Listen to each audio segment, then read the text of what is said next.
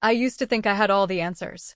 You know those moments when you're standing in a bathroom at 2 a.m., eyeliner slightly smudged, your best friend perched on the edge of the tub holding a half-empty glass of wine, and you both swear, with absolute conviction, that men are the problem?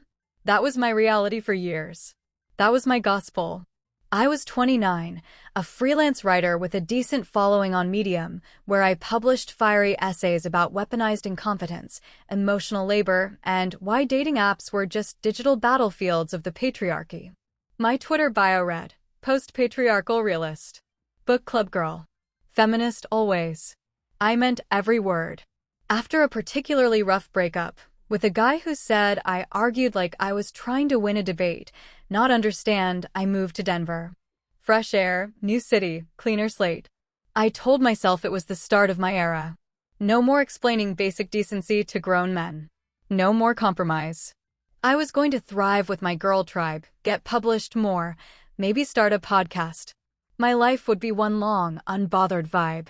Then I met Jade. She was the kind of girl who walked into a room like it owed her something. Tattoos, septum ring, that casual way of saying, ugh, capitalism, every time the check arrived. We bonded immediately. Trauma dumped at lunch breaks. Sent each other TikToks about men doing the bare minimum and being praised for it. She was magnetic, unapologetically intense. We joked that we were the last two women on Earth who hadn't settled. It felt like I had found my soulmate, just not the romantic kind. But then came the grand incident. We both applied for this writing grant. Well, I thought we both weren't applying. She told me it wasn't her vibe. Said she was too burnt out to do it. A week later, I found out she'd not only applied, she was shortlisted. When I asked her, gently, she just smiled and said, changed my mind last minute. LOL. That was the first time I felt the crack. But I let it slide. Because we're women. We're not like them. We're safe. Right? After the grant debacle, I told myself not to spiral. One miscommunication didn't undo months of sisterhood, right? We were allowed to change our minds. I mean, I'd ghosted people for less. But something in me kept replaying her laugh, sharp, amused, like I was naive for even asking. That night, I lay in bed scrolling through our text thread, rereading every message like I was looking for a hidden insult I'd missed. The next shift came slowly, like a fog rolling in through the windows. Jade started posting things on her Instagram story. Not directly about me, but close enough to sting. Some people need to learn how to take up less space. Performative allyship is still just performance. Stuff that could have been about anyone. But I felt it. I knew her voice. I confronted her once. Carefully. Asked if something was off. She laughed again, said I was being paranoid. That I was centering myself and needed to decolonize my ego. I laughed along, but inside, I was folding in on myself. Everything became eggshells. I second-guessed every text, every meme I sent her. At book club night, she brought a new friend, Lena. They whispered, giggled, shared inside jokes I wasn't part of.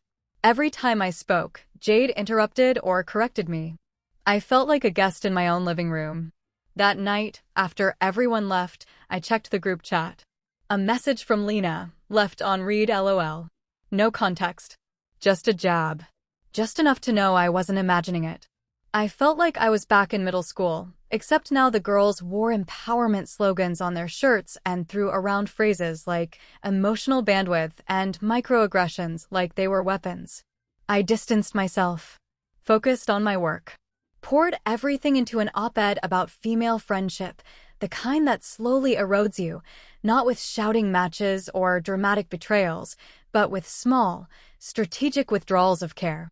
I titled it When Women Ruin You Quieter Than Men Ever Could. The editor loved it. It went semi-viral. And that's when the DM started. You just described my college roommate. This is why I only hang with guys now. I used to roll my eyes at women like that. Thought they were just pick mes in denial. Now I wasn't so sure. Maybe Jade was the exception. Maybe. Then I heard she told people I slept with the editor. When I heard about the rumor, I laughed at first. Not because it was funny, God, no, but because it felt like the only option left. That kind of laughter you choke out when your world's tilting and all you can do is pretend it's a joke. She said what? I asked the mutual friend who'd told me, trying to sound unfazed, that you only got published because you slept with the editor. Said you're really good at networking. Air quotes included. It didn't even make sense. I'd never even met the editor in person. But I knew Jade. I knew how her words could slice clean without ever raising her voice. And I knew that people would believe her because she looked the part, talked the part. She called herself a feminist, too. That used to mean something. I confronted her. Finally. No passive texts. No vague Instagram captions.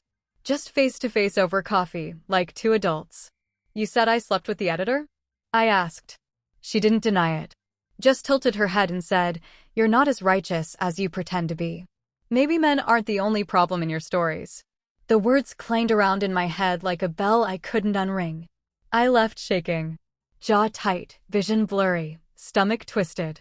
That night, I sat at my kitchen table with the lights off, replaying everything. Her smirks. Her "just kidding"s. Her weaponized wellness jargon. I thought of my ex, the one I left because he couldn't handle me. Except, he used to cook for me when I was on deadline. He listened even when he disagreed. He once said, "I think you confuse conflict with passion," and I laughed in his face. Later, he texted, "You never argue to understand, only to win." I never replied. Now I scrolled back through our old texts, reading them with a new kind of ache. Not nostalgia. More like regret laced with clarity. Maybe men didn't ruin my peace. Maybe I just let the wrong women in. And maybe I became one too. After that night, I archived every message from Jade. Muted her stories. Deleted her number, but didn't block her. Some part of me still needed the option to look. Healing, I told myself, wasn't about forgetting. It was about remembering without bleeding. I tweeted something half poetic, half bitter. Sometimes it's the sisters who stab softer. It got 42 likes. Enough to feel seen, not enough to go viral. That was fine. I wasn't looking for a crowd anymore. I forced myself back into the world. Started saying yes to invites, even when I didn't want to. That's how I ended up grabbing coffee with Sam, an old friend from college I hadn't seen in years. He used to borrow my sociology notes and crack the worst jokes in class. Always decent. Always overlooked. He met me at a cafe near my apartment. No big fanfare. Just a warm smile and a, "Hey, you still drink oat milk lattes?" I nodded, surprised he remembered. We talked for hours.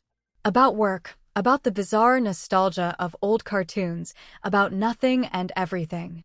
When I told him about the Grant mess, he didn't offer advice. Didn't question my narrative. He just said, "That sucks. You deserved better." And that was it. No lecture. No decolonize your ego. No turning my pain into a think piece. Just empathy. When he paid for both our drinks and said, "Don't argue, I owe you from college," I didn't argue. For once, I didn't feel the need to prove my independence like a badge. I just let it be. On the walk home, I felt something I hadn't felt in months, safe. Not in the fairy tale way. Not butterflies or sparks. Just, like I didn't need to shrink. He texted me the next week to ask if I'd gotten the next grant. I hadn't. But the fact that he remembered made my chest ache. No woman I knew had asked. They just reposted the winners and moved on. He sent me a meme, a frog in a hoodie that said, "Me when the world's too loud." The text below read, "Thought of you." I laughed harder than I had in weeks. It didn't mean I forgot. Or forgave. But it meant something.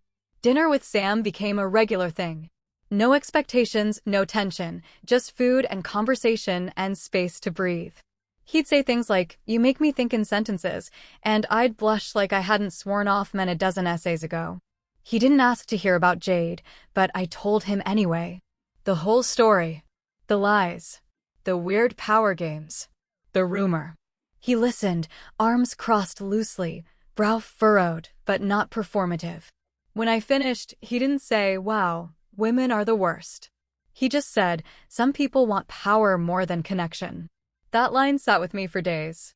A week later, I went to a women's networking brunch to recenter myself. That was the goal anyway. I walked in ready to be empowered, reminded of my strength. But within 15 minutes, someone asked, "So, how are you monetizing your grief?" Another woman suggested I start a podcast about heartbreak.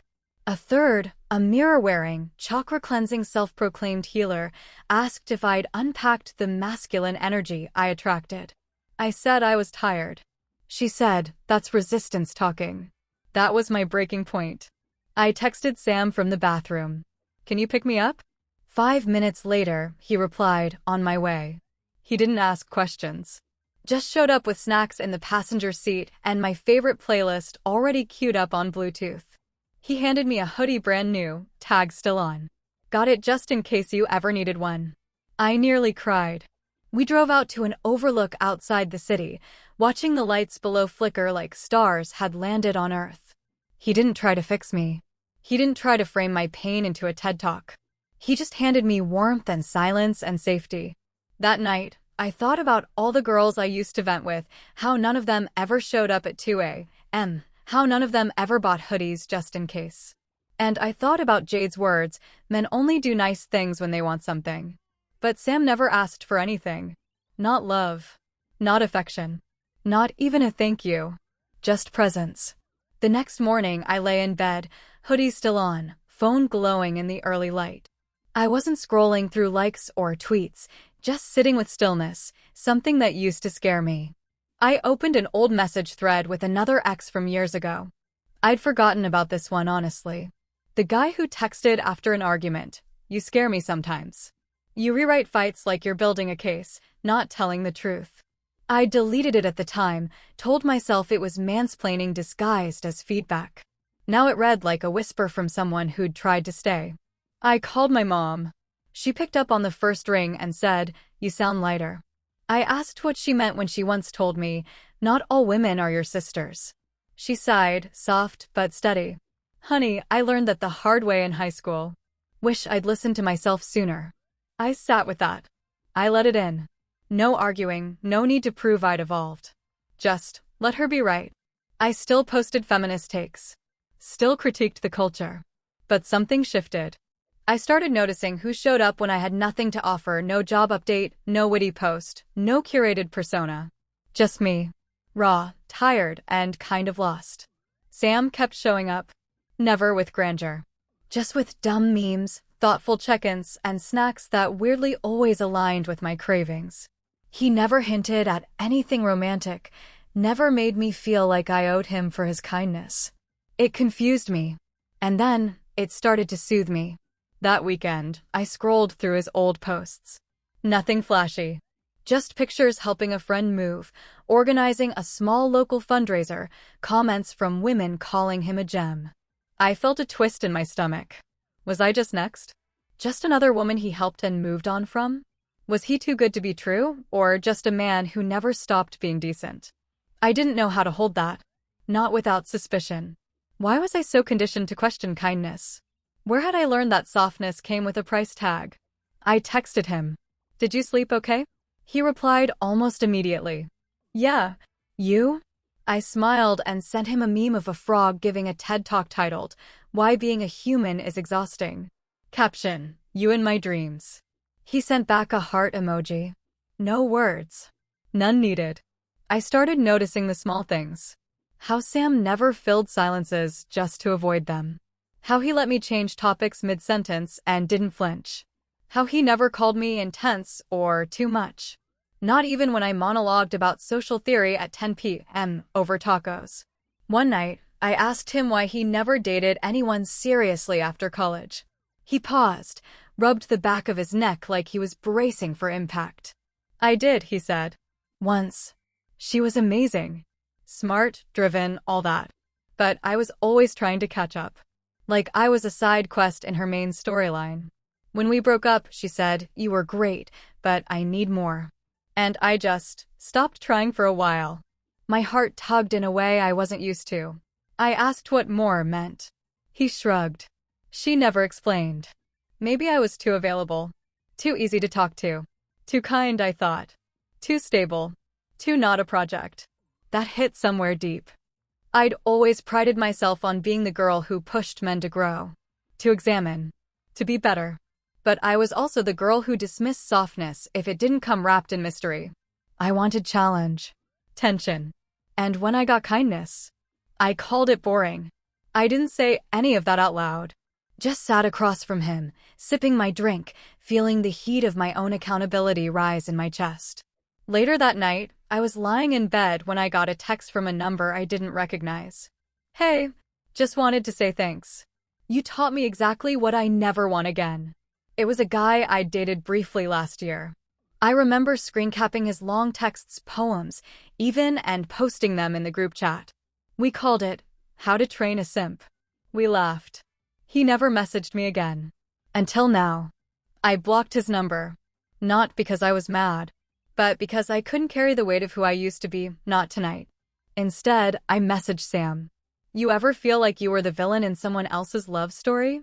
He replied, "Yeah, but only the ones where I stopped trying to save someone who didn't want saving."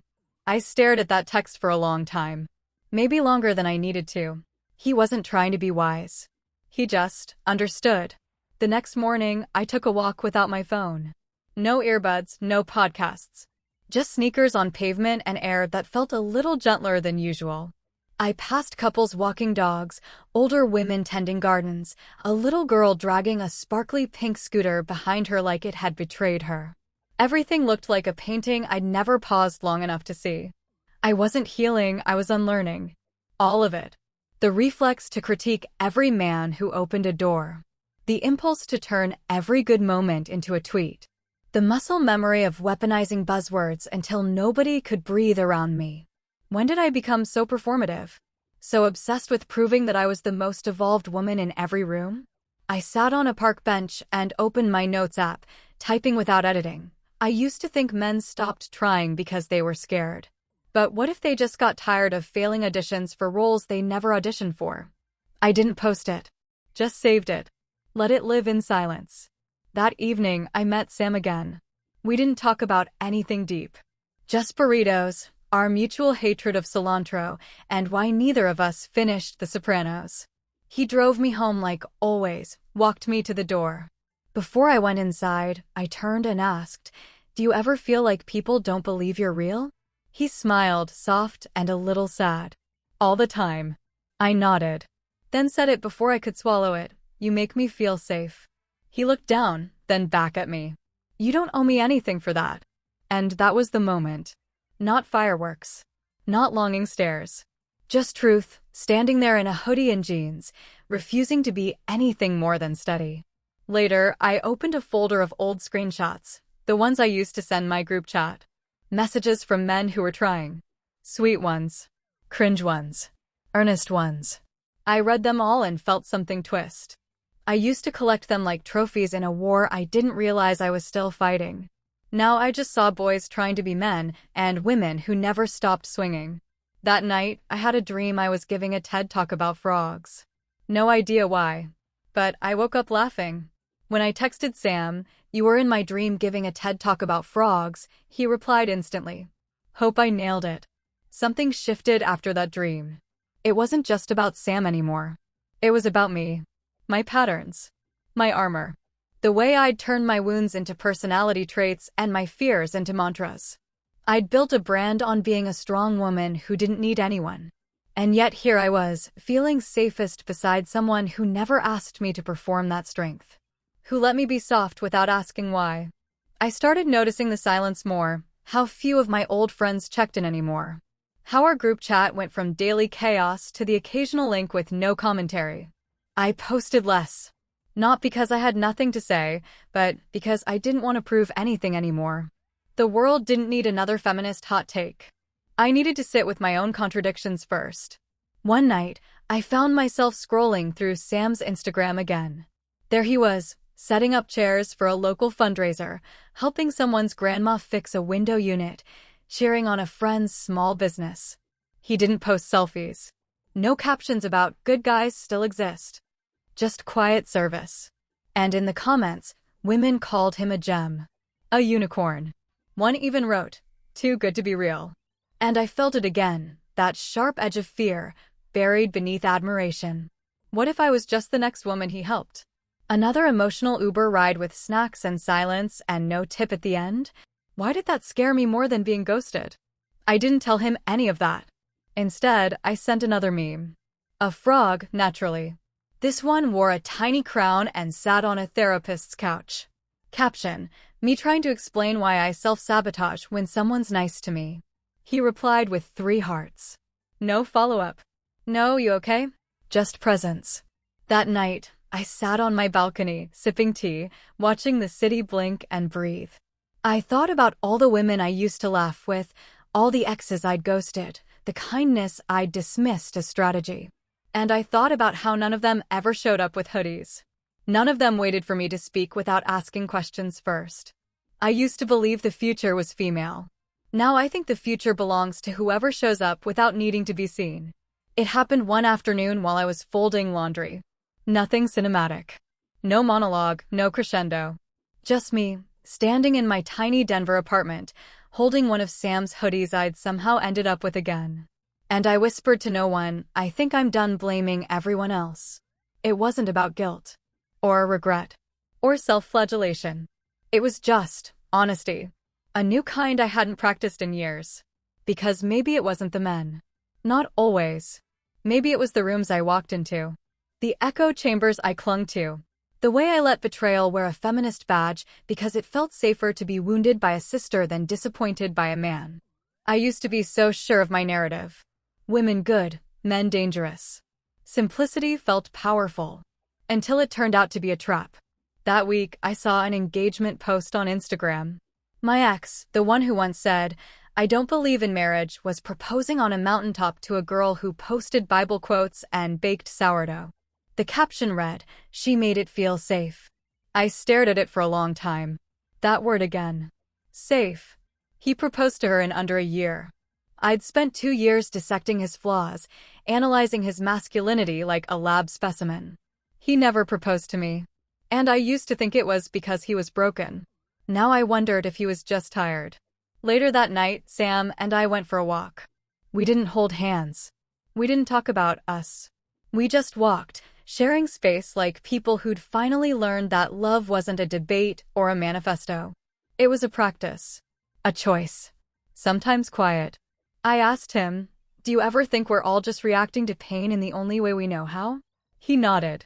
Yeah, but some people make pain their identity. Others learn to put it down. We sat on a bench, the city humming softly around us. No posturing. No overanalysis.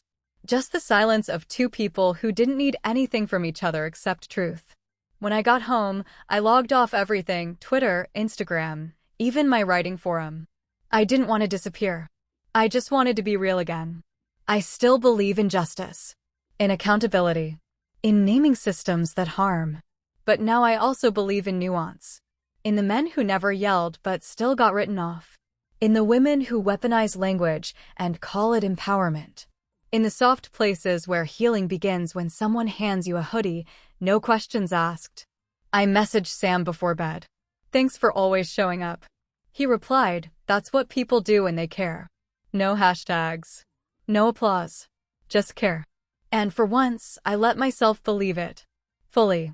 Quietly. The revolution wasn't loud. It never had to be. Sometimes, it's just the soft thud of footsteps beside you, walking at your pace. Into something better. Something real.